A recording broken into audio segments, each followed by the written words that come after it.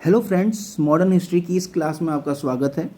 जहां पिछले लेक्चर में हमने ये समझने की कोशिश करी कि यूरोपीय कंपनियों के भारत आगमन के पीछे कौन कौन सी परिस्थितियां कारक थी, वहीं इस लेक्चर में हम ये समझने का प्रयत्न करेंगे कि किस क्रम में ये यूरोपीय कंपनियां भारत आई, और फिर एक एक कंपनी को डिटेल में समझने की कोशिश करेंगे कि पुर्तगाली कंपनी ने भारत में कैसे आई, कौन कौन से कारक थे उनके भारत आने के पीछे, और किस तरीके से उन्होंने अपनी व्यापारिक गतिविधियों को भारत में जारी रखा। ओके, तो आज हम सबसे पहले शुरुआत करते हैं कंपनियों के आने के क्रम से लेके। तो हमको सबसे पहले ये समझना होगा कि इन कंपनियों का आने का क्रम क्या था, किस क्रम में यूरोपीय कंपनियां भारत में क्या हुई, आई।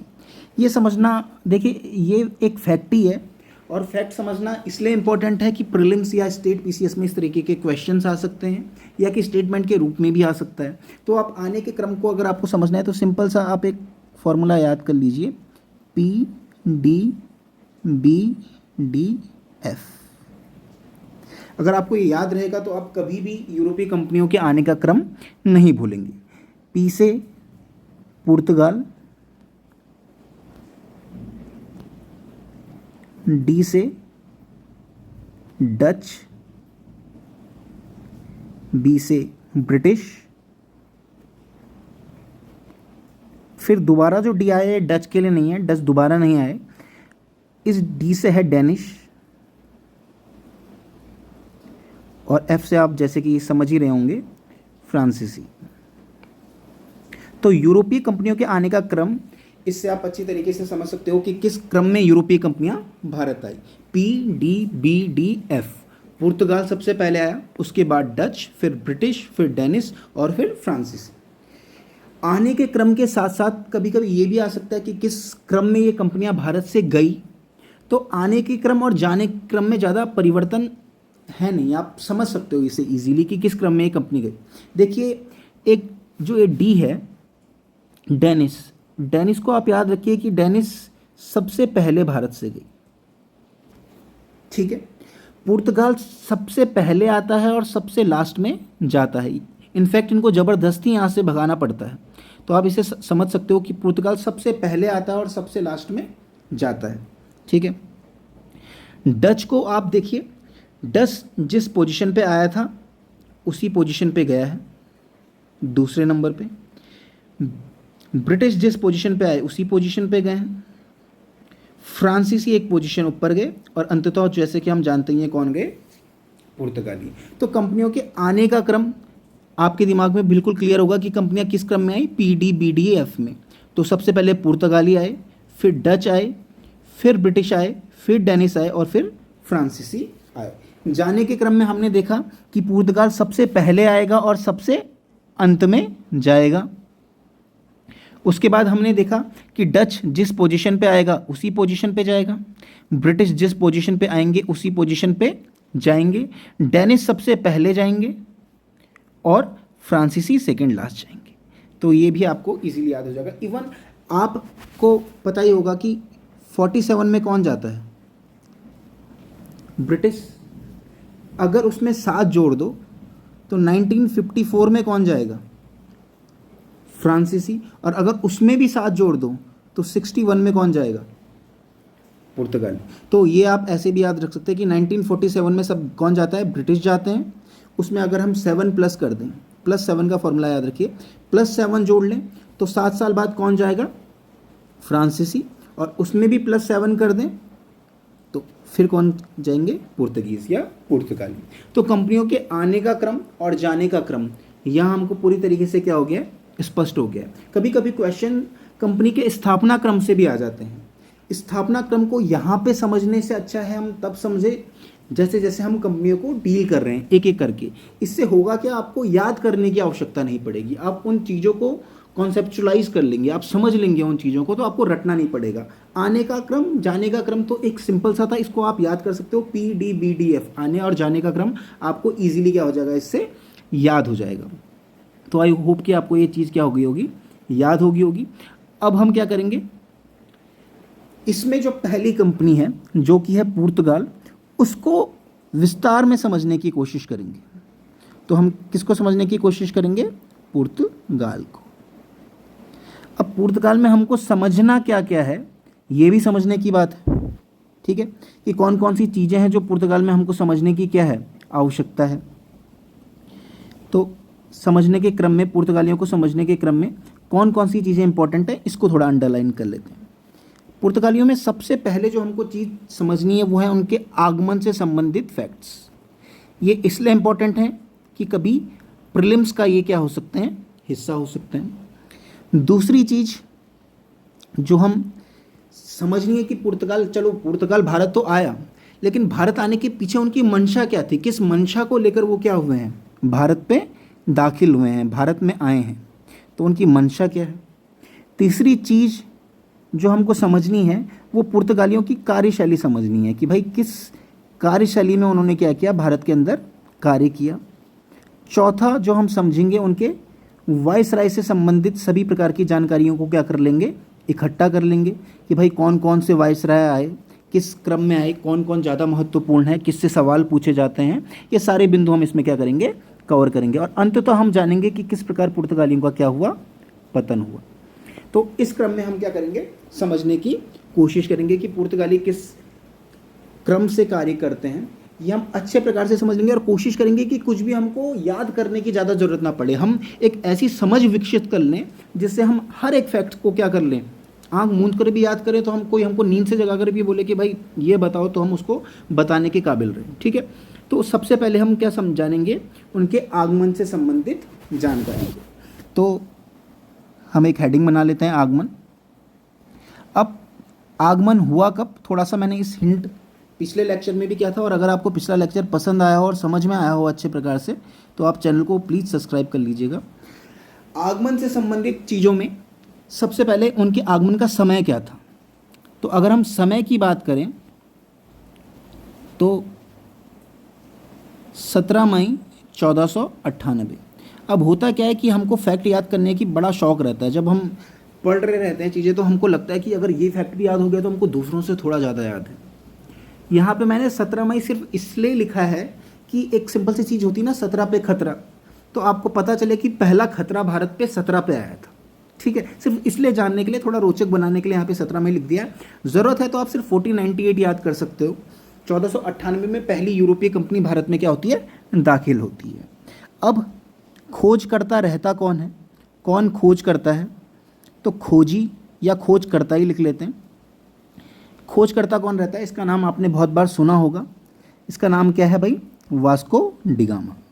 तो वास्को डिगामा वो इंसान था जिसने भारत के लिए समुद्री मार्ग की खोज सर्वप्रथम करी। कहाँ से आया, via Cape of Good Hopes होते हुए आया। समझेंगे किसने इसका साथ दिया, वो भी समझने की कोशिश करेंगे। अब इसका पथ प्रदर्शक कौन था, किसने इसे रास्ता दिखाने का कार्य किया, पथ प्रदर्शक, ठीक है।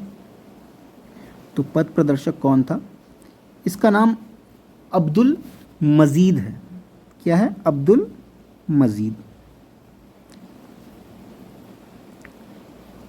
कहीं कहीं पे मजीर भी टेक्स्ट बुक्स में लिखा रहता है, तो अब्दुल मजीद इसका नाम है। ये एक बेसिकली गुजराती व्यापारी था, इसने रास्ता दिखाने का क्या क्या कार्य किया। स्वागतकर्ता कौन था, किसने स्वागत किया वास्को डिगामा का, जब वास्को डिगामा पहुंचा कहाँ, इसे भी याद रखना है। यहाँ पे लिख लेते हैं कि आगमन के समय वास्को डिगामा पहुँचेगा कहाँ पे, तो ये इंपॉर्टेंट है, इसे आप समझ लीजिए। कहाँ पहुँचता है, केरल के कालीकट बंदरगाह पे। कहाँ पे, कालीकट बंदरगाह में। तो केरल के कालीकट बंदरगाह पे वास्को डिगामा सर्वप्रथम पहुँचता है। ये चीज़ भी हमने क्या करी, अपनी जानकारी में ले ली। अब हम अगली चीज़ देख रहे थे कि उसका स्वागतकर्ता कौन था। तो स्वागतकर्ता था एक हिंदू शासक, ठीक है। स्वागतकर्ता कौन था, एक हिंदू शासक जिसके पास, जिसकी उपाधि क्या थी, जमोरिन। तो स्वागतकर्ता जमोरिन, आप सिर्फ याद मत कर लीजिए कि जमोरिन कोई व्यक्ति था, ये जमोरिन टाइटल है उसकी, ठीक है, उसकी उपाधि है। एक हिंदू करता, एक हिंदू शासक था जिसने उसका क्या करा, स्वागत करा, जमोरिन। इसको अभी थोड़ा सा और डिटेल में समझने की कोशिश करेंगे।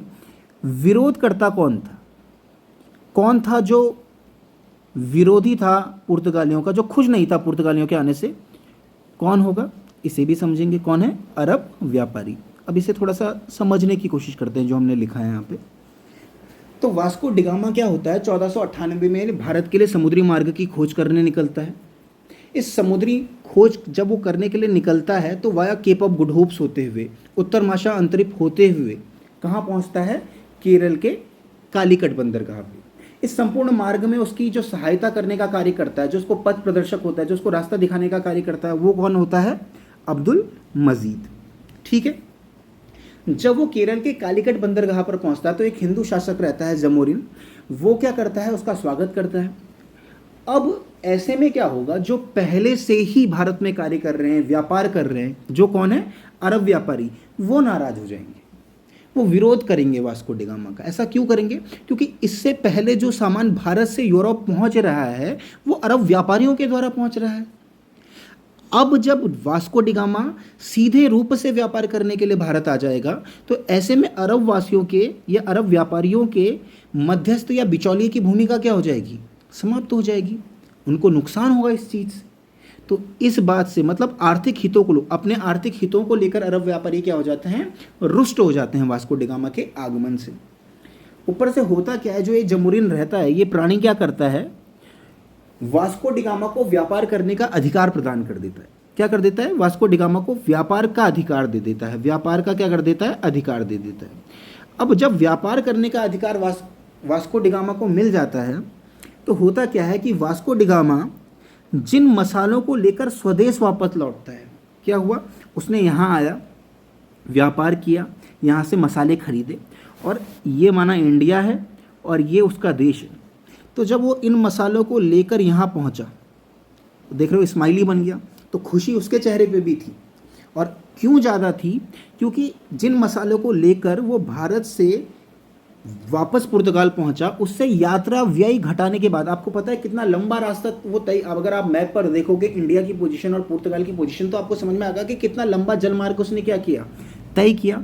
लेकिन इस पूरे मार्ग में जो उसका यात्रा व्यय आया, मतलब जितना भी उसका खर्चा आया, वो यात्रा व्यय घटाने के बाद भी उसे 60 गुना अधिक मुनाफा मिला।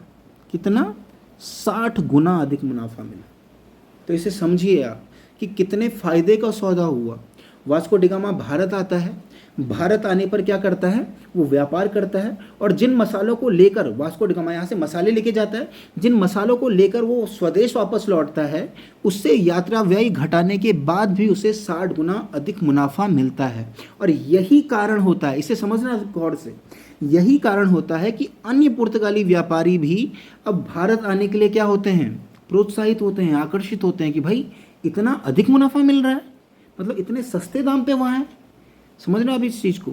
तो ये आपको अच्छे से समझने की कोशिश करनी है और सिंपल से फैक्ट्स हैं। 1498 में वास्को डिगामा आएगा, कहाँ से आएगा, via Cape of Good Hopes होते हुए, उत्तर माशा अंतरिप होते हुए आएगा। कहाँ पहुँचेगा, केरल के कालीकट बंदरगाह पे। उसको रास्ता दिखाने का जो कार्य करता है वो एक गुजराती व्यापारी करता है जिसका नाम रहता है अब्दुल मजीद। ठीक है। उसका स्वागत करता है एक हिंदू शासक रहता है जिसकी टाइटल या उपाधि क्या रहती है, जमोरिन की। और उसका विरोध करता कौन रहते हैं, अरब व्यापारी। ऑब्वियसली बात है क्योंकि इससे पहले अरब व्यापारी यहाँ से मसाले खरीद के वहाँ बेचा करते थे। अब मध्यस्थ और बिचौलियों की भूमिका उनकी समाप्त हो गई, तो उनके विरोध का कारण क्या होगा, आर्थिक हित। जो स्वागत करता रहता है जमोरिन, वो क्या करता है, वास्को डिगामा को व्यापार का अधिकार प्रदान कर देता है, जिससे होता क्या, रिजल्ट क्या निकलता है कि वास्को डिगामा जिन मसालों को लेकर स्वदेश वापस लौटता है, उससे यात्रा व्यय घटाने के बावजूद उसे 60 गुना अधिक मुनाफा मिलता है। तो ये मेरे को उम्मीद है कि आप इस सारी बातों को क्या कर गए होंगे, समझ चुके होंगे। अब हम देखिए, अभी हमने जो अपनी एक चार्ट बनाया था उसमें क्या चीज़ पड़ी थी, आगमन। तो हमको ये पॉइंट अब मेरे हिसाब से क्या है, पूरा क्लियर है। अब हमको दूसरी चीज़ जो समझनी है वो समझनी है पुर्तगालियों की मंशा। ठीक है। अब हम पुर्तगालियों को की मंशा समझने की क्या करते हैं, कोशिश करते हैं कि भाई पुर्तगालियों की मंशा ठीक है, ठीक है।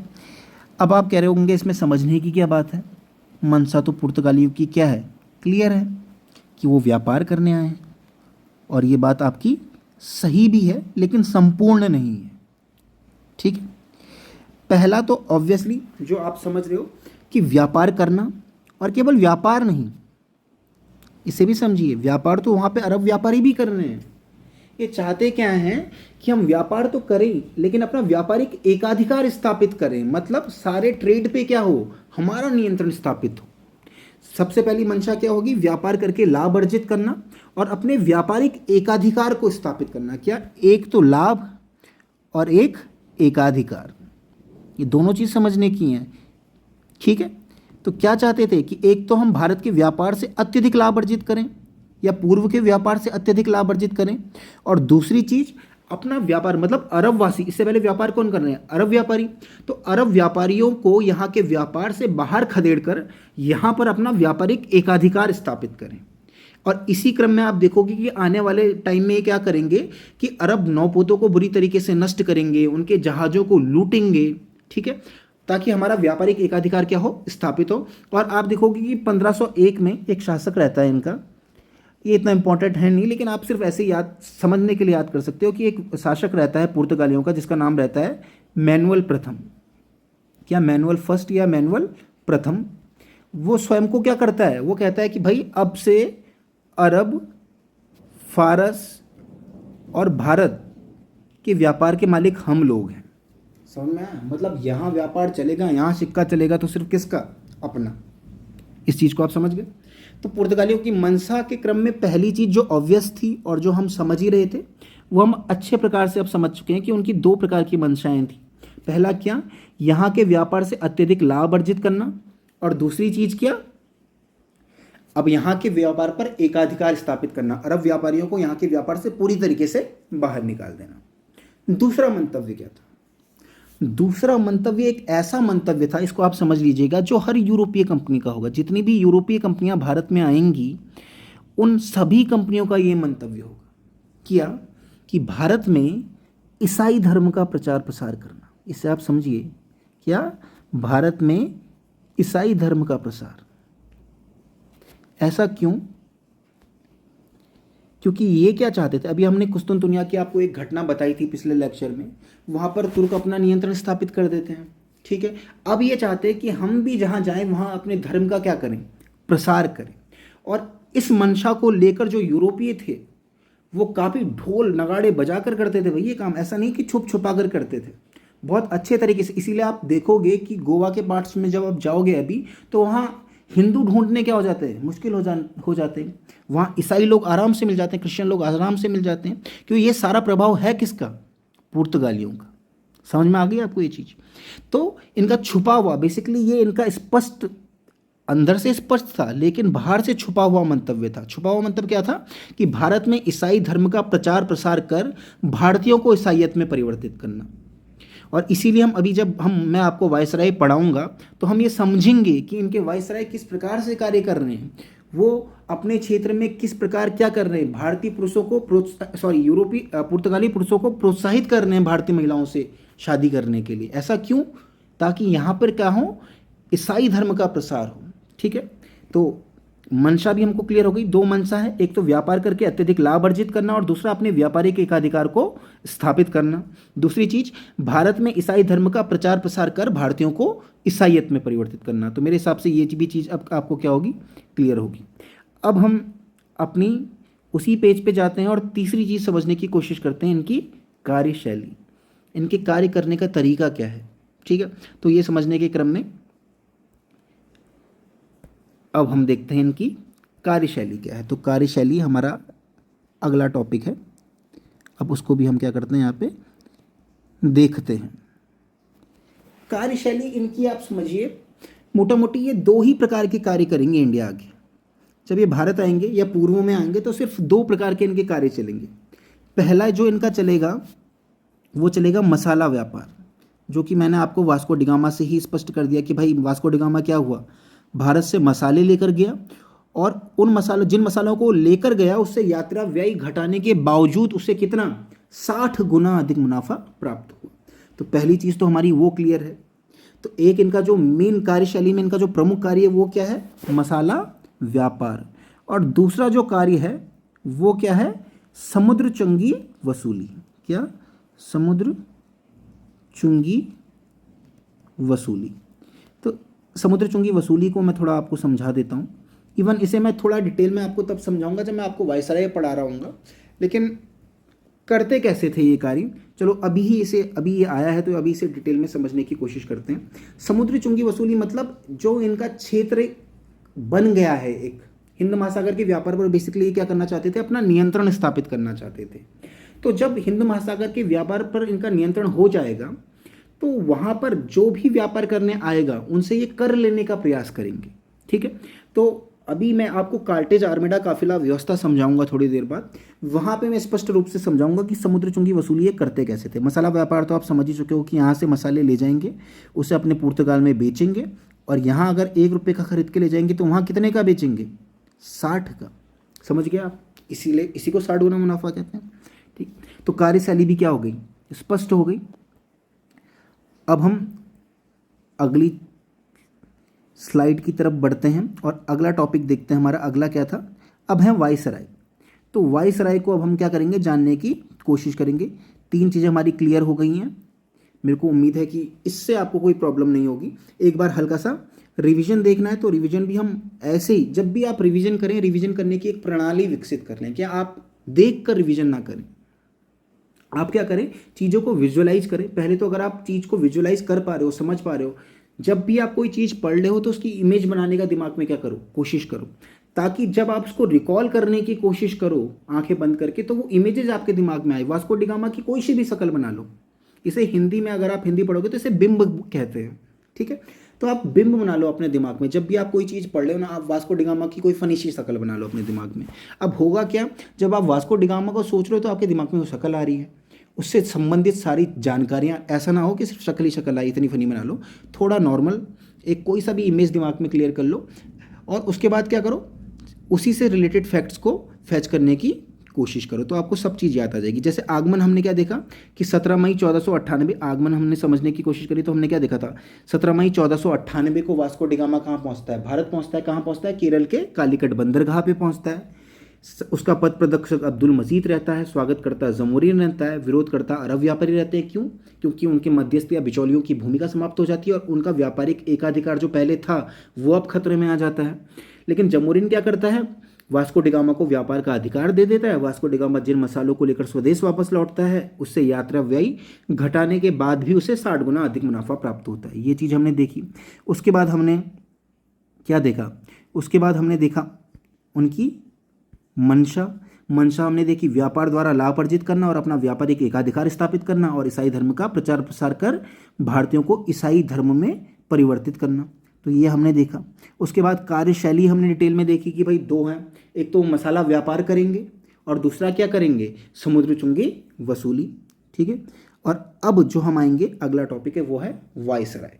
ठीक है, अब वायसराय पे जाने से पहले कुछ छोटे छोटे फैक्ट्स जो शायद प्रीलिम्स के पॉइंट ऑफ व्यू से इंपॉर्टेंट हो सकते हैं, मैं थोड़ा सा वो आपको डिटेल में बता देता हूँ। एक तो देखिए होता क्या है कि सबसे पहला पुर्तगाली जो भारत आता है तो यह है, इसको आप प्रीलिम्स फैक्ट के नाम से दिमाग में रखिए कि ये भाई प्रीलिम्स में पूछे जा सकते हैं। वैसे तो सभी चीज़ें प्रीलिम्स के पॉइंट ऑफ व्यू से इंपॉर्टेंट है, लेकिन इन्हें भी ध्यान में रखिएगा। होता क्या है, 1500 में, कब, 1498 में वास्को डी गामा आता है, और उसके बाद 1500 में पेड्रो अल्वारेज कैब्राल। कौन, पेड्रो अल्वारेज कैब्राल। मैं एक बार नाम लिख लेता हूँ ताकि आपको क्लियर रहे। Pedro Alvarez Cabral. ठीक है, तो 1500 में पेड्रो अल्वारेज कैब्राल 2 जहाजी बेड़ों का नायक बनकर कहाँ आता है, भारत आता है। 2 जहाजी बेड़े लेकर, 2 जहाजी बेड़े का नायक बनकर कहाँ आता है, भारत आता है। ठीक है, दूसरी चीज 1502 में वास्को डी गामा दूसरी बार भारत आता है। एक तो 1498 में आया था, अब 1502 में वास्को डी गामा दूसरी बार भारत आता है, और यहाँ से पुर्तगालियों का भारत में निरंतर आवागमन क्या हो जाता है, प्रारंभ हो जाता है, कॉन्टिन्यूटी आ जाती है। ठीक है, कभी कभी फैक्ट्री से क्वेश्चन आते हैं, तो आपको याद क्या रखना है, पहली फैक्ट्री को लेकर थोड़ा सा कंफ्यूजन किसी किसी के मन में रहता है, आपके मन में ना रहे इसलिए मैं क्लियर कर देता हूँ। पहली फैक्ट्री उन्होंने कालीकट में बनाई थी, लेकिन कभी भी क्वेश्चन आए कि पुर्तगालियों की पहली फैक्ट्री कहाँ है, तो आप कालीकट कभी भी क्लिक नहीं करोगे। समझ में आया? इसको टिक करने की आवश्यकता क्यों नहीं है ये मैं आपको बताता हूँ। इन्होंने फैक्ट्री तो खोली कालीकट में, लेकिन इस फैक्ट्री को जमोरिन के द्वारा बंद करवा दिया गया बाद में। किसके द्वारा? जमोरिन के द्वारा। जमोरिन हमने देखा ही है, उनका स्वागत करता था। ठीक है, तो पुर्तगालियों ने अपनी पहली फैक्ट्री हालांकि कालीकट में स्थापित करी, लेकिन उसे बाद में जमोरिन के द्वारा क्या करवा दिया गया? बंद करवा दिया गया। तो अब सवाल आता है कि अगर इस पे टिक नहीं करना है तो पहली फैक्ट्री है क्या? ठीक है, तो 1500 से हम 1502 में तो पहुंचे थे। अब 2 के बाद क्या आता है? 1502 के बाद क्या आएगा? 1503। तो काली मिर्च और गरम मसालों के व्यापार पर एकाधिकार स्थापित करने के उद्देश्य से इन्होंने क्या किया? अपनी पहली फैक्ट्री जो स्थापित करी वो करी कोचीन में, और उसके 2 साल बाद दूसरी फैक्ट्री 2 साल बाद बनी 1505 में, और वो कहाँ बनी? कन्नूर में। तो ये कुछ फैक्ट हैं जो आपको दिमाग में रखने की आवश्यकता है। क्या क्या? कि 1500 में पेड्रो अल्वारेज कैब्राल 2 जहाजी बेड़ों का नायक बन के भारत आया। 1502 में वास्को डिगामा दूसरी बार भारत आया, और इसके बाद पुर्तगालियों का भारत में निरंतर आवागमन क्या हो गया? प्रारंभ हो गया। उसके बाद पुर्तगालियों ने अपनी पहली फैक्ट्री तो कालीकट में लगाई, लेकिन उस फैक्ट्री को बाद में जमोरिन के द्वारा क्या करवा दिया गया? बंद करवा दिया गया। अतः उनकी फैक्ट्रीज जो इंडिया में थी, एक 1503 में पहली फैक्ट्री बनी उनकी कोचीन में, और दूसरी फैक्ट्री बनी कन्नूर में। ठीक है, तो पहला व्यापारिक कारखाना उनका कहाँ? 1503 में कोचीन। तो इसे मैं आपको फैक्ट्री लिख देता हूँ यहाँ पे ताकि आपके दिमाग में रहे। तो फैक्ट्री इनकी पहली फैक्ट्री 1503 में कोचीन और 1505 में कन्नूर। तो ये भी मेरे हिसाब से आपको ये सारे प्रीलिम्स चेक सब क्या होंगे? क्लियर होंगे। इन्हें दिमाग में रखिएगा। अब हमारा जो टॉपिक था वो क्या था? वायसराय से संबंधित था। तो इसको समझने की कोशिश करते हैं। और वायसराय मैं आपको थोड़ा सा एक तरीके से समझा देता हूँ कि किसको कितनी इंपॉर्टेंस देनी है। देखो, यूपीएससी में जब आप पढ़ोगे तो आपको, या किसी भी एग्जाम के लिए जब आप पढ़ोगे तो आपको लगेगा हर एक फैक्ट क्या है? इंपॉर्टेंट है, और है भी, लेकिन समान रूप से इंपॉर्टेंट नहीं है। सबकी इंपॉर्टेंस क्या? जैसे आपकी लाइफ में हर एक व्यक्ति की अलग अलग इंपॉर्टेंस होती है ना, किसी की ज़्यादा होती है, किसी की कम होती है, और किसी की तो इतनी होती है कि आपसे भी ज़्यादा होती है। आप समझ गए होंगे किसकी। लेकिन जब आप टॉपिक पढ़ते हो तो आप उसको ऐसे नहीं पढ़ते हो, आप सबको सेम इंपॉर्टेंस देके पढ़ते हो। इसलिए ज़रूरी क्या है कि जो ज़रूरी है उसे आप ज़रूरी समझें। ठीक, तो यहाँ पे आपको 3 वायसराय होंगे जो ढंग से देखने हैं। उसमें से पहला है अल्मीड़ा। अल्मीड़ा ही आप याद रखें, पूरा नाम है उसका Francisco de Almeida. Francisco de Almeida. दूसरा है अल्फांसो डी अल्बुकर्क। शॉर्ट में हम लिख देते हैं, सॉरी, उसका नाम है अल्फांसो डी अल्बुकर्क। ठीक है, इसका नाम क्या है?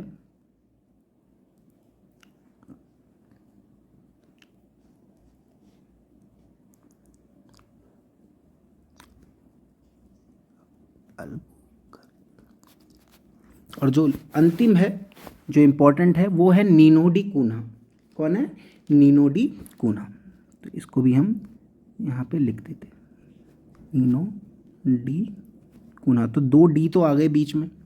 ठीक है, लेकिन 2 डी के बीच में हमेशा सी नहीं होता। ये क्या है? आई है। आई बोले तो इम्पॉर्टेंट। ठीक है, इसको आप कैसे समझोगे ये भी समझिए। ठीक है, सी हटा देता हूँ। ठीक है, कहीं किसी की भावनाएं आहत ना हो जाए, तो इसलिए सी को हटा देते हैं। अब आपको एक जो चीज़ समझनी है यहाँ पे, कि अगर वायसराय से, पुर्तगालियों के वायसराय से प्रश्न आते हैं तो लगभग 90% जो क्वेश्चंस होंगे वो अल्बुकर्क से आएंगे, और बाकी 5% आप इससे लगा सकते हो और 5% इससे लगा सकते हो। इवन ये भी मैं ज़्यादा दे रहा हूँ, इन्हें 2.5 देना चाहिए था, और 95 अल्बुकर्क से आते हैं। ऐसा मैं क्यों बोल रहा हूँ? क्योंकि अल्बुकर्क ही है जिसे भारत में पुर्तगाली साम्राज्य का वास्तविक संस्थापक कहा जाता है। तो जब भी आप वायसराय को पढ़ें तो जान तो इनके बारे में, तीनों के बारे में लें, लेकिन ध्यान से अगर किसी को पढ़ना है तो वो किसको पढ़ना है? अल्फांसो डी अल्बुकर्क को पढ़ना है। समझ में आ गया आपकी चीज़? तो अब हम शुरू देखेंगे तो तीनों के बारे में, लेकिन ये मैंने आपको बता दिया है कि किसको कितनी इंपॉर्टेंस देनी है। ठीक है, तो हम स्टार्ट करते हैं। फ्रांसिस्को डी अल्मीडा, पीछे मैंने उसका पूरा नाम लिखा है तो यहाँ मैं सिर्फ अल्मीडा लिख देता हूँ। ठीक है, तो फ्रांसिस्को डी अल्मीडा, इसका कार्यकाल था 1505 से लेके, अब याद, ये कार्यकाल याद रटने मत बैठ जाना, ये सिर्फ समझने के लिए, अंडरस्टैंडिंग के लिए। तो 1505 से लेके 1509 तक ये रहा। इसे याद क्यों रखना है, मतलब इसमें याद रखने वाली चीज़ें क्या हैं इसके मामले में, बहुत कम है। और वो कौन कौन सी हैं, 2-3 ही इसे हम समझ लेते हैं। एक तो इसे इसलिए याद रखना है क्योंकि ये पहला पुर्तगाली वाइसराय था। ठीक है, तो इसको इसलिए याद रखना है, तो याद रखना है कि ये भारत में पहला पुर्तगाली वाइसराय बनकर आया, तो ये फर्स्ट था, और फर्स्ट की इंपॉर्टेंस होती है थोड़ा सा, तो इसे इसलिए याद रखना है कि ये पहला क्या था, फर्स्ट क्या था, वाइसराय था, पहला पुर्तगाली वाइसराय। ठीक है, ब्रिटिश अगर आए तो इसका नाम लिख के मत आ जाना, ये पुर्तगालियों के बारे में हम पढ़ रहे हैं। तो पहला पुर्तगाली वाइसराय कौन था, फ्रांसिस्को डी अल्मीडा। ठीक है, दूसरी चीज, अब ये कुछ करना चाहता था, क्या करना चाहता था, ये चाहता था कि ये हिंद महासागर के व्यापार पर अपना नियंत्रण स्थापित कर ले, अपना प्रभुत्व स्थापित कर ले। तो ये हिंद महासागर के व्यापार पर, हिंद महासागर को क्या करना चाहता था, अपनी चपेट में लेना चाहता था। लेकिन महासागर आज तक आया है किसी के नियंत्रण में, आया तो है लेकिन इसके नहीं आया। ठीक है, तो ये हिंद महासागर के व्यापार पर अपना प्रभुत्व स्थापित करना चाहता था, और इसीलिए इसने एक नीति लाई जिसे ब्लू वाटर पॉलिसी बोलते हैं। क्या बोलते हैं, ब्लू वाटर पॉलिसी। तो इसको भी आप थोड़ा सा दिमाग में रखिएगा, ब्लू वाटर पॉलिसी, और अगर हिंदी में है तो इसे शांत जल की नीति भी कहा जाता है। अब आप बोलेंगे हिंदी ये कैसी हुई, ब्लू का मतलब तो नीला होना चाहिए था, लेकिन ब्लू वाटर मतलब आप देखोगे कि महासागरों का पानी हल्का सा क्या होता है, नीला होता है, और जो गहरा पानी होता है वो क्या होता है, शांत होता है। तो ऐसे शांत जल की नीति आप ऐसे समझ सकते हो। तो अल्मीडा को 2 रीजन्स याद करने के लिए आपके पास हैं। पहला रीजन कि ये पहला पुर्तगाली वाइसराय था भारत में, दूसरा ये हिंद महासागर के व्यापार पर नियंत्रण स्थापित करना चाहता था, जिसके लिए ये ब्लू वाटर पॉलिसी अथवा शांत जल की नीति को लाया। हालांकि अपने इस प्रयास में ये सफल नहीं रहा, इसको भी दिमाग में रखना कि इसकी ये पॉलिसी लागू तो हुई लेकिन सफल नहीं हुई। ठीक, एक और रीजन जो लीस्ट इंपॉर्टेंट है इसको याद रखने के लिए, ये 2 युद्ध करता है। एक करता है 1500 जाने से जस्ट पहले ही करता है, तो एक युद्ध करता है ये 1508 में। ठीक है, जिस युद्ध को बोलते हैं चौल का युद्ध। कहाँ का, चौल युद्ध। तो चौल युद्ध जो ये करता है, इसमें ये गुजरात के शासक से क्या हो जाता है, पराजित हो जाता है, जिसका नाम महमूद बेगड़ा रहता है। ठीक है, तो गुजरात के शासक से ये क्या हो जाता है, संभवतः पराजित हो जाता है। तो 1508 में चौल का युद्ध ये लड़ता है, जिसमें ये क्या हो जाता है, हार। तो हार को मैं कट से दिखाता हूँ या डाउन से दिखा देता हूँ। तो चौल के युद्ध में ये क्या हो जाता है, पराजित हो जाता है। और एक चीज़ और होती है इसके साथ कि इस युद्ध में इसका बेटा भी मर जाता है। अब ये इसके बेटे को याद करने के लिए अपना समय बर्बाद मत कीजिएगा, लेकिन 1508 में चौल के युद्ध में ये क्या हो जाता है, पराजित हो जाता है। अगले ही वर्ष 1509 में फिर से युद्ध करता है। इस युद्ध को दीव का युद्ध बोलते हैं, दीव युद्ध। तो इस युद्ध में ये क्या हो जाता है, बार बार थोड़ी हारेगा, इस युद्ध में जीत जाता है ये। ठीक है, और जीतता किससे है, महमूद बेगड़ा मतलब गुजरात का शासक मिस्र और तुर्की के संयुक्त समुद्री बेड़े को क्या कर देता है, पराजित। मिस्र और तुर्क याद रखना, बाकी तो आपको पता है, जिससे पहले हारा था उसी से क्या कर देगा, जीत जाएगा। मिस्र, तुर्की और महमूद बेगड़ा के संयुक्त समुद्री बेड़े से क्या हो जाता है, विजय पा लेता है। तो इसके बारे में हमने कुछ चीज़ें जानी अल्मीडा के बारे में, फ्रांसिस्को डी अल्मीडा के बारे में। एक तो ये पहला पुर्तगाली वाइसराय था, इसलिए याद रखना है। दूसरा, इसने क्या किया, हिंद महासागर के व्यापार पर नियंत्रण स्थापित करने के उद्देश्य से एक मजबूत सामुद्रिक नीति का क्या किया, संचालन किया। हालांकि जिसे ब्लू वाटर पॉलिसी अथवा शांत जल की नीति कहा जाता है, हालांकि अपने इस प्रयास में यह सफल नहीं रहा। इसके बाद 1508 में यह एक चौल का युद्ध लड़ता है, जिसमें गुजरात के शासक से क्या हो जाता है, पराजित हो जाता है। इस युद्ध में उसका पुत्र भी मारा जाता है। उसके बाद 1509 में दीव का जो युद्ध होता है, इसमें ये गुजरात के शासक महमूद बेगड़ा मिस्र और तुर्की के संयुक्त समुद्री बेड़े को क्या कर देता है, पराजित कर देता है। तो पहला वाइसराय हमारा क्या हो गया, क्लियर हो गया। ये वैसे भी क्लियर हो गया, मतलब मर चुका है, और कॉन्सेप्ट वाइज भी हमारा क्या हो गया, ये क्लियर हो गया। ठीक है, अब हम अगली चीज या अगले वाइसराय को देखते हैं। वो चीज बड़ी है मस्त मस्त। ठीक है, तो जो अगला वाइसराय है वो बहुत इंपॉर्टेंट भी है, मैंने क्या पूछा, 90% क्वेश्चन जो आएंगे वो उसी शख्स से आएंगे। उस शख्स का नाम है क्या, अल अल्बुकर्क मैंने लिखा था, लेकिन उसका अब यहाँ पे हम पूरा नाम लिखेंगे। उसका नाम क्या है, अल्फांसो,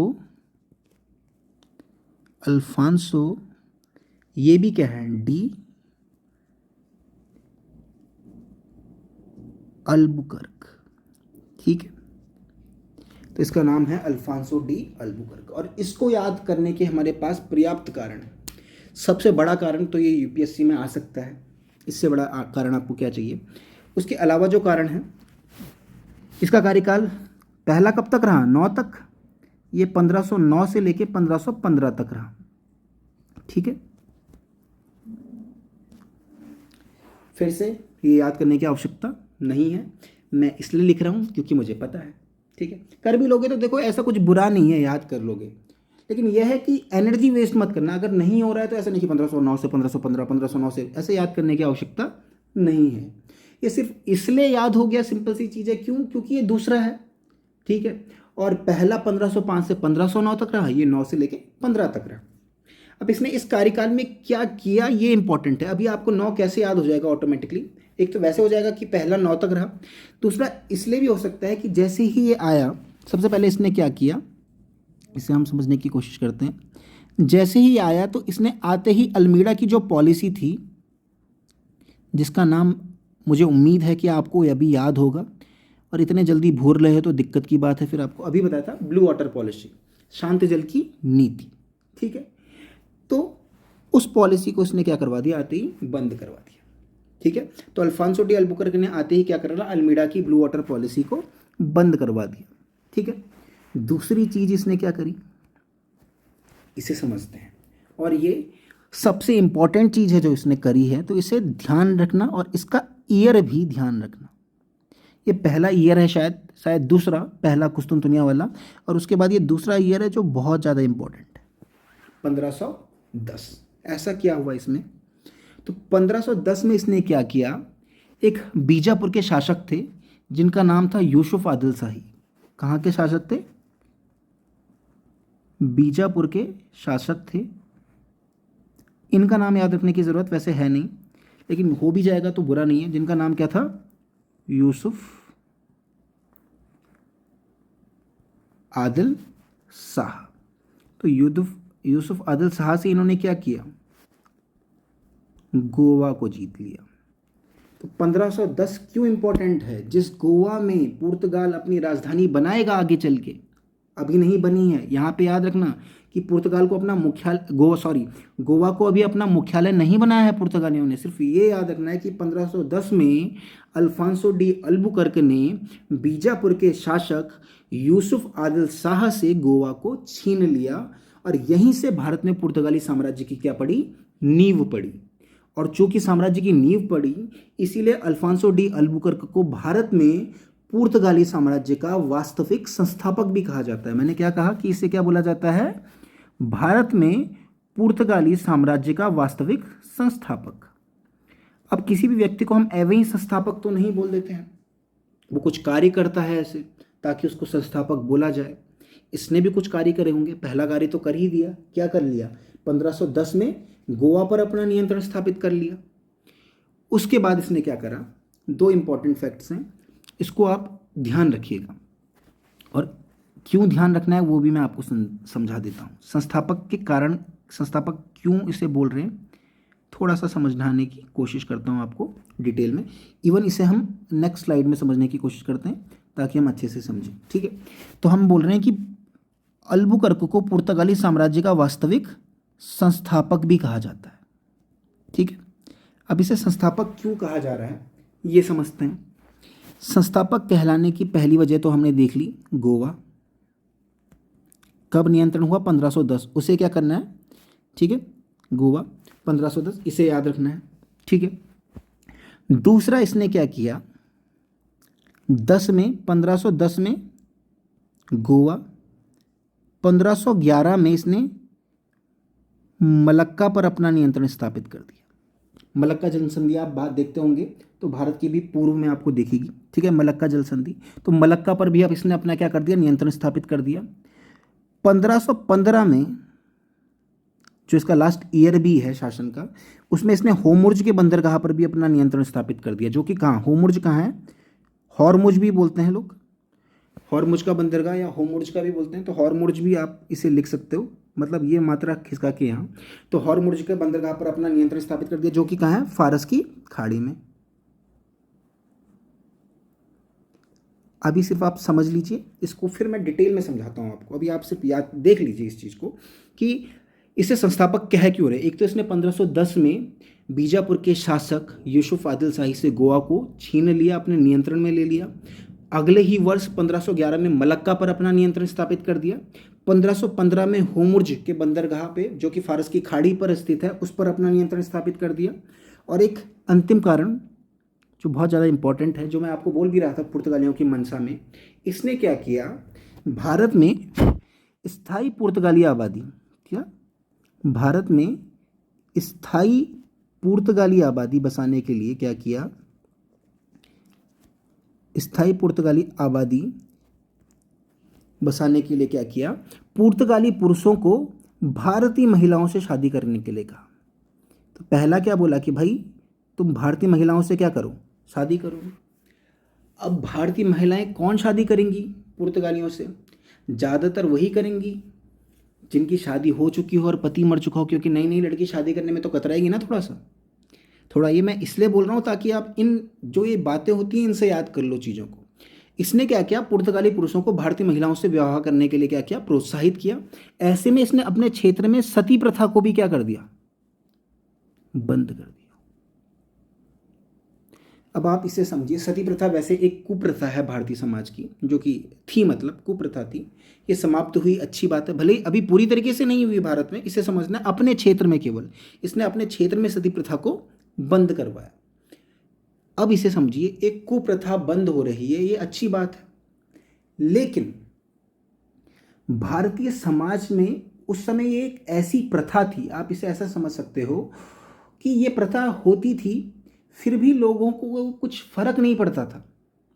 अभी आप ऐसा सोचिए कि आपके सामने किसी को मार पड़ रही है, बहुत बुरी तरीके से मार पड़ रही है, चाहे वो चोरी क्यों ना हो, लेकिन उसे बहुत गंदी मार पड़े, उसका खून निकलने लग जाए आपके सामने, तो आपको भी लगता है अरे यार छोड़ दो, कोई बात नहीं, मेरे रुपए गए हैं, लेकिन कोई बात नहीं, इसे छोड़ दो। उस समय क्या होता था, सती प्रथा में लकड़ियों के ऊपर, जलती लकड़ियों में जिंदा किसी स्त्री को जला दिया जाता था, सती कर दिया जाता था, लेकिन किसी को भी, किसी के दिल में भी नहीं आता था कि भाई ये गलत हो रहा है। इतना घर कर गई थी ये प्रथा। अब जब कोई चीज़ इतना घर कर जाए किसी के आगे, फॉर एग्जाम्पल आप देखिए कि अगर कोई भी चीज़, आपके पास कोई फालतू का चप्पल भी है, फॉर एग्जाम्पल फालतू की एसेसरीज कुछ भी पड़ा है आपके घर पे, आप उसे यूज़ भी नहीं करते, लेकिन कोई उसे किसी दिन ले जाए तो आपको लगता है भाई क्यों ले जा रहा है, समझ रहे हो, एक लगाव हो जाता है चीज़ों के साथ एक पीरियड ऑफ टाइम के बाद। तो ऐसी इस कुप्रथा के साथ भारतीयों का लगाव था। अब जब अल्बुकर्क क्या करेगा, इस प्रथा को समाप्त करेगा, तो भारतीय क्या होंगे, इसके समर्थक होंगे कि विरोधी होंगे, ऑब्वियस सी बात है, भारतीय इसके क्या हो जाएंगे, इस प्रथा के कारण क्या हो जाएंगे, इसके विरोधी हो जाएंगे पुर्तगालियों। और पुर्तगालियों के पतन का एक कारण ये भी निकलेगा, ठीक है, वो हम पतन में डील करेंगे, लेकिन फिलहाल हमने इतना समझा कि इसने क्या करा, गोवा को 1510 में, 1511 में मलक्का पर और 1515 में होर्मुज के बंदरगाह पर अपना नियंत्रण स्थापित करा। भारत में स्थायी पुर्तगाली आबादी बसाने की दृष्टि से इसने क्या करा, पुर्तगाली पुरुषों को भारतीय महिलाओं से शादी करने के लिए प्रोत्साहित करा। ऐसा करने के लिए उसने क्या करा, अपने क्षेत्र में सती प्रथा को, ये सब जुड़े हुए हैं, सती प्रथा को क्या कर दिया, बंद कर दिया। और सती प्रथा बंद करा, अतः इसकी मूल निवासियों से, मतलब भारतीय निवासियों से क्या हो जाएगी, शत्रुता हो जाएगी। ये हमने अच्छे तरीके से अल्बुकर्क को समझ लिया। और इस बात को मैं क्यों बोल रहा हूँ कि ये बहुत, एक चीज़ उसने और करी जो इंपॉर्टेंट है, इसने कोचीन को अपना मुख्यालय बनाया। क्या बनाया, कोचीन को मुख्यालय, ये भी चीज़ ध्यान में रखिएगा और इम्पॉर्टेंट है, तो ध्यान में रखिए। इसने कोचीन को अपना, तो संस्थापक ऐसे ही काम तो करता है, एक जगह को मुख्यालय बना लिया, कुछ जगहों पर नियंत्रण स्थापित कर दिया, और कुछ जगह ये ऐसी नहीं है, इसको आप मलक्का होर्मुज को नॉर्मली मत लीजिएगा, मैं आपको समझाता हूँ अभी ताकि आपको और अच्छे से क्लियर हो। अगर आप हल्का हल्का इसे ही इंडिया का मैप मान लीजिए, यहाँ फारस की खाड़ी पे लगाइए, ये फारस की खाड़ी, ये कालीकट पर इनका नियंत्रण अच्छी तरीके से है ही, और ये मलक्का जल संधि। तो जो 3 प्रमुख चौकियां हैं, एक कौन, ये कौन है, हॉर्मुज, हॉर्मुज के बंदरगाह पर इनका नियंत्रण, कालीकट पे है ही, और साथ ही साथ में आप कहाँ पे, मलक्का जल संधि में भी हो गया। तो तीनों जो प्रमुख चौकियां हैं अब वो किसके नियंत्रण में है, पुर्तगालियों के नियंत्रण में है। तो सोचिए यहाँ के समुद्री व्यापार पर वर्चस्व किसका, पुर्तगालियों का।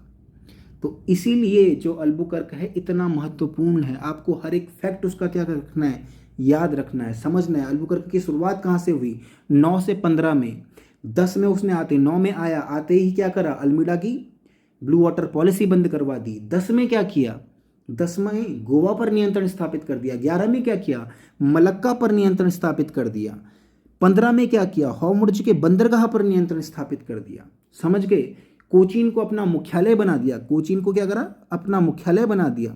ठीक है, तो इसे समझे आप ये सारी चीज। एक और इसकी आदत थी, वो को याद रखेंगे, मुस्लिमों को बड़ा तंग करता था। ठीक है, उनको परेशान करता था बात बातों पे। ठीक है, मतलब चिढ़ता था एक तरीके से, आप ऐसा ध्यान रख सकते हो। लेकिन अब आप देख रहे हो कि इतनी जब चौकियों पर नियंत्रण स्थापित हो गया तो धीरे धीरे पुर्तगालियों का क्या हो गया, हिंद महासागर के व्यापार पर क्या हो जाएगा, धीरे धीरे नियंत्रण स्थापित होगा, उसको भी हम समझेंगे। लेकिन फिलहाल हम अल्बुकर्क पे इतनी ही बातें हमको जानने के लिए थी और ये सारी बातें हम जान चुके हैं। अब जो अंतिम वाइसराय है जिससे कुछ क्वेश्चन पूछे जा सकते हैं वो कौन है, नीनो डी कून्हा। तो नीनो डी कून्हा का नाम मैं पीछे पूरा लिख चुका हूँ, तो इसीलिए मैं यहाँ इसे सिर्फ कून्हा लिख रहा हूँ, नीनो डी कून्हा। और कून्हा कब से कब तक रहे, 1529 से लेके 38 तक। ठीक है, तो ये चीज़ भी आपको क्या रखनी है, ध्यान में रखनी है। 29 से लेके 38 तक रहे, 9 साल रहे कून्हा जी। अब इन्होंने करा क्या, इसे समझना है कि ये अल्बुकर्क के बाद दूसरा सबसे योग्य नवाब था। ठीक है, तीसरा नहीं था, ऐसे ऐसे मत याद रखना कि सीक्वेंस से ये तीसरा था, लेकिन ये अल्बुकर्क के बाद दूसरा सबसे क्या था, योग्य नवाब था। तो इसे समझना, अल्बुकर्क के बाद दूसरा सबसे क्या था, योग्य नवाब था। नवाब सॉरी बोल रहा हूं मैं, दूसरा योग्य क्या था, वायसराय था। तो सेकंड योग्य वायसराय अगर आपको जानना है तो कौन है, नीनो डी कून्हा। क्यों है ये योग्य, इसने एक काम करा जो इसको योग्य बना देता है बस।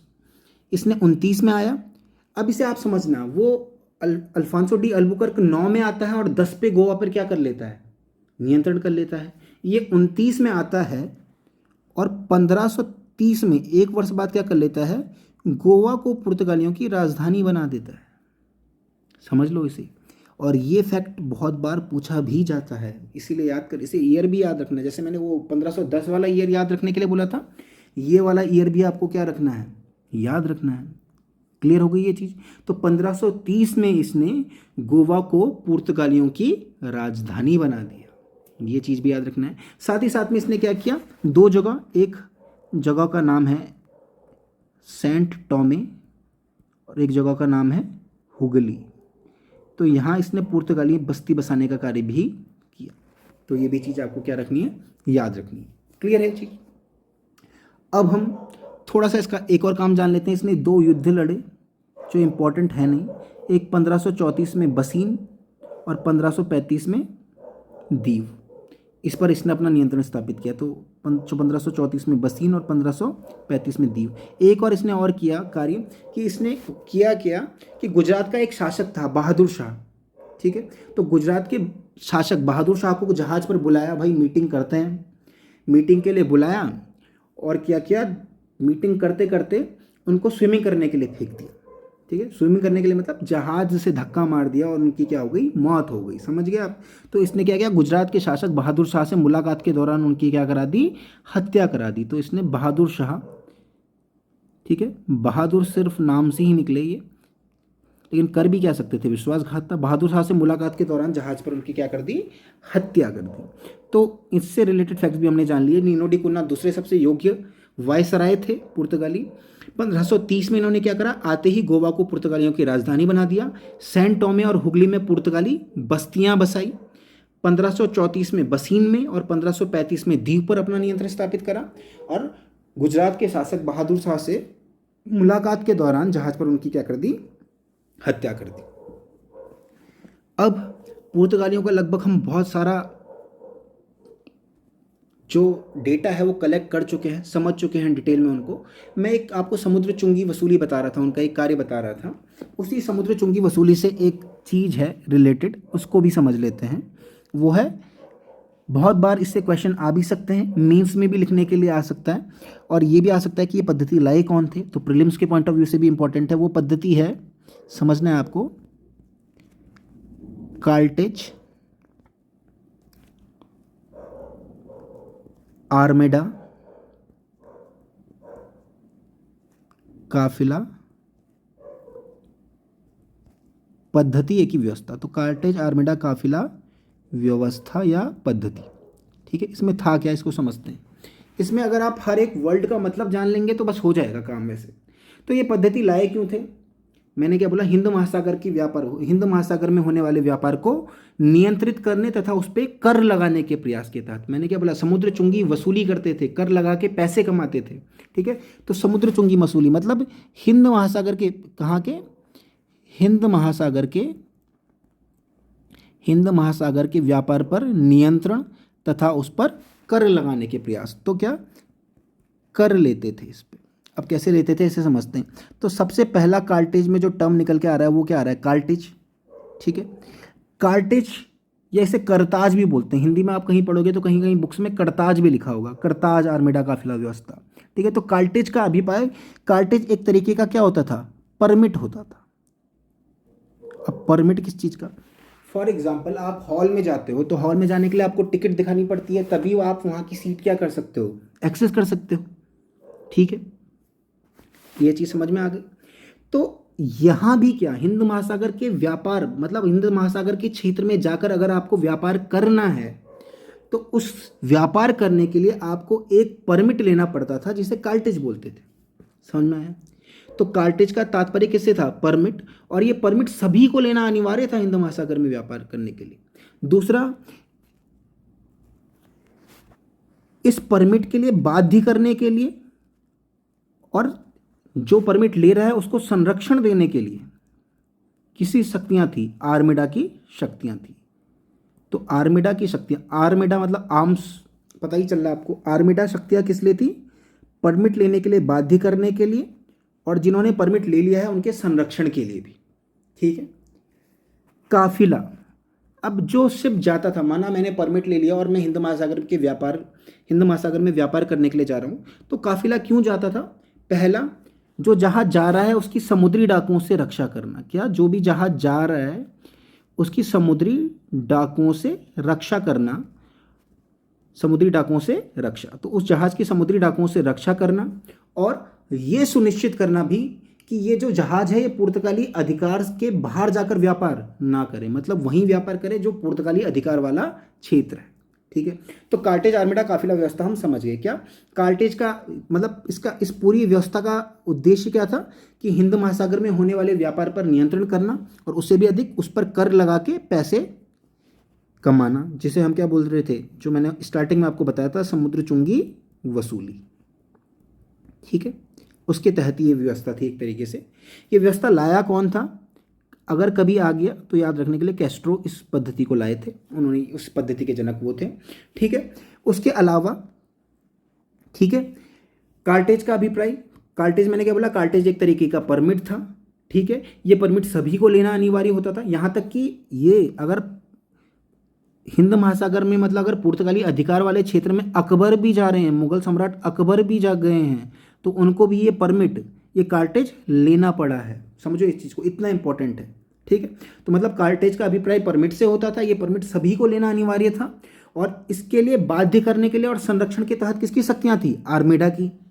और काफिला क्या होता था, काफिला का महत्व क्या था कि जहाज की समुद्री डाकुओं से रक्षा करना और ये सुनिश्चित करना कि कोई भी जहाज पुर्तगाली अधिकार वाले क्षेत्र से बाहर जाके व्यापार ना करे।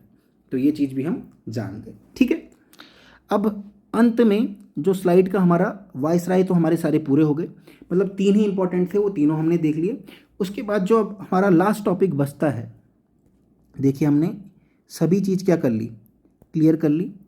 अब जो हमारा वायसराय भी हमने पूरे कर लिए, अब जो हमारा अंत बचता है वो क्या बचता है, पुर्तगालियों का पतन। ये पतन कैसे हुआ, एक चीज़ हम इसमें और ऐड कर सकते थे, वो कर सकते थे कि देखो इतना भले ही बहुत कुछ लूट के ले गए पुर्तगाली भी, लेकिन कुछ ना कुछ उनका भारत को योगदान भी था। वो क्या था वो भी समझ लेते हैं, कभी कभी क्वेश्चंस उससे भी आ सकते हैं। तो देखते हैं कि योगदान क्या था, एक नया पेज ऐड करते हैं, ठीक है, इसे डिलीट करते हैं, तो अंत में जाके पेज ऐड करते हैं ताकि एक सीक्वेंस बना रहे, ठीक है। तो योगदान क्या है, योगदान में कुछ ही चीज़ें हैं जानने वाली, तो वो आप समझ लीजिए। एक तो भारत का जापान के साथ जो व्यापार का श्रेय है, मतलब जापान के साथ जो व्यापार का श्रेय है वो भी किसको जाता है, पुर्तगालियों को।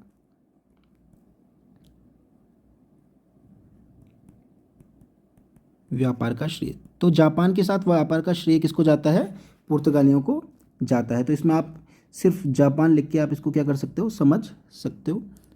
तो भारत का जापान के साथ व्यापार का श्रेय किसको जाता है, पुर्तगालियों को, पहली चीज। दूसरी चीज जो आप समझ सकते हो कि भारत में प्रिंटिंग प्रेस की शुरुआत, क्या भारत में प्रिंटिंग प्रेस की शुरुआत अगर कभी आए कि स्टेटमेंट के, देखो स्टेटमेंट में ऐसा कभी डायरेक्ट नहीं आएगा कि नहीं की, हाँ या ना, ऐसा कभी क्वेश्चन नहीं आता है, लेकिन स्टेटमेंट के रूप में आ सकता है यूपीएससी में कि एक स्टेटमेंट ऐसा लिखा हो कि भारत में प्रिंटिंग प्रेस की शुरुआत पुर्तगालियों के द्वारा की गई, ठीक है। अगर आपको पता होगा की गई तब तो ठीक है, नहीं पता होगा तो आप कंफ्यूज हो जाओगे। तो भारत में प्रिंटिंग प्रेस की शुरुआत किसने करी, पुर्तगालियों ने करी। भले उसका आविष्कार नहीं करा, आविष्कार एक गुटेनबर्ग ने करा, ठीक है, लेकिन भारत में प्रिंटिंग प्रेस कौन लाया, पुर्तगाली लाए। उसके अलावा कुछ फसलें भी पुर्तगाली भारत में लाए। और ये फसलें देखिए इंपॉर्टेंट क्यों हैं, क्योंकि कभी कभी ऐसा आ सकता है कि इनमें से मध्यकालीन फसलें कौन सी हैं, उसमें कुछ फसलों के नाम थी और साथ में एक फसल वो लिख दी जो पुर्तगाली लाए हैं, ठीक। तो जो पुर्तगाली लाए हैं वो उससे पहले तो होगी नहीं भारत में, ठीक है। तो आपको ये फसलें भी क्या रखनी है, दिमाग में रखनी है, ताकि कभी क्वेश्चन के रूप में आए तो आप इसे याद रखो। मैंने तो इसे एक फॉर्मूले के तहत याद रखा था, तो वो फॉर्मूला मैंने रखा था STPKMLA,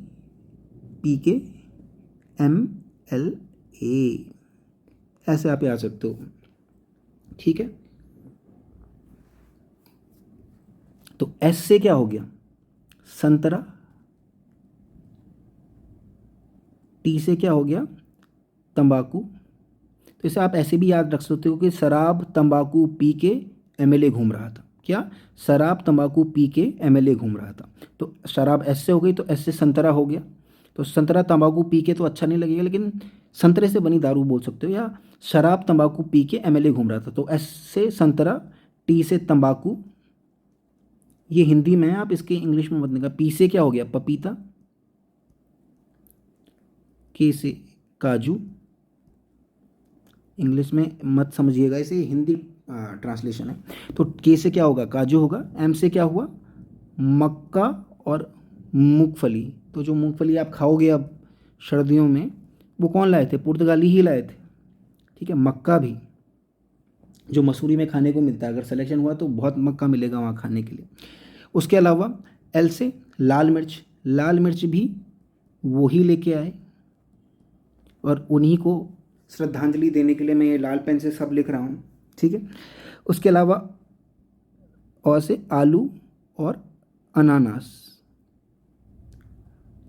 तो ये सारी फसलें कौन लेके आए हैं भारत में, पुर्तगाली। तो आप देख सकते हो पहले चीज़ इन्होंने करा कि भारत का जापान के साथ जो व्यापार है उसका श्रेय पुर्तगालियों को जाता है। भारत में प्रिंटिंग प्रेस की शुरुआत भी इन्होंने करी। फसलें जो हमने देखी कौन सी, क्या बोला हमने, शराब तंबाकू पी के MLA घूम रहा था, ठीक है। तो S से संतरा, T से तंबाकू, P से पपीता, K से काजू, M से मक्का और मूंगफली, L से लाल मिर्च, A से आलू और अनानास।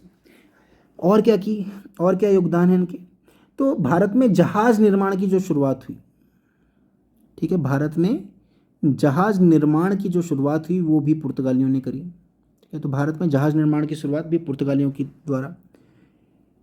यूरोप से, यूरोप की जो बेसिकली यांत्रिकी घड़ी थी वो भी यही लेके आए। तो ये सारी चीज़ें पुर्तगालियों की, ये यांत्रिकी घड़ी बहुत ही गंदी बन गई, होती इससे अच्छी होगी लेकिन बन गंदी गई।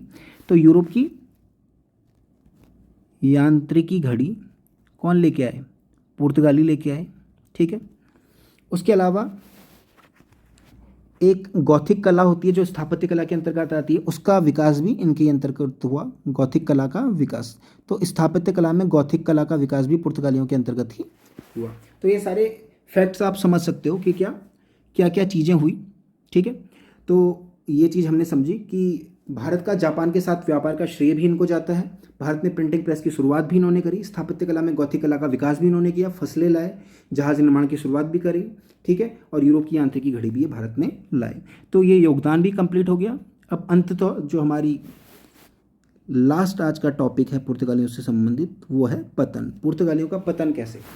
ठीक है, अब पतन जानने के क्रम में हम क्या करेंगे, देखते हैं कि क्या क्या मुख्य कारण थे इनके पतन से संबंधित। ठीक है, पहला आपको क्या लग रहा है, देखो पतन किसी का भी कब होता है, कोई भी चीज़ रिप्लेस कब होती है, जब कोई नई उससे अच्छी चीज़ आ जाती है। तो पुर्तगालियों के पतन का जो सबसे प्रमुख कारण था वो ये था कि पुर्तगाली अपने प्रतिद्वंदियों की प्रतिस्पर्धा का सामना नहीं कर पाए। मतलब जो उनके प्रतिद्वंदी थे, जो कौन थे, अंग्रेज और डच, मतलब ब्रिटिश और डच, तो वो ब्रिटिश और डच की प्रतिस्पर्धा का सामना नहीं कर पाए। इसे आप अपनी लैंग्वेज में लिख लीजिएगा। तो पुर्तगाली क्या कर पाए, मतलब अंग्रेज और डचों की प्रतिस्पर्धा का सामना नहीं कर पाए।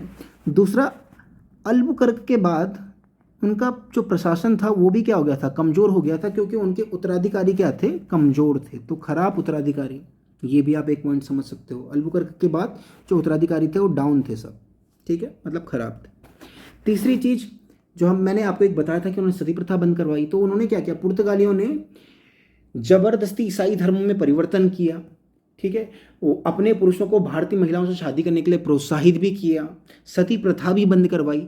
ऐसे में भारत के मूल निवासियों से उनकी शत्रुता क्या हो गई, बढ़ गई। मूल निवासियों से शत्रुता बढ़ गई। तो मूल निवासियों से शत्रुता आप यहाँ पे लिख सकते हैं। ठीक है, ये भी आपको समझ में आ गया होगा।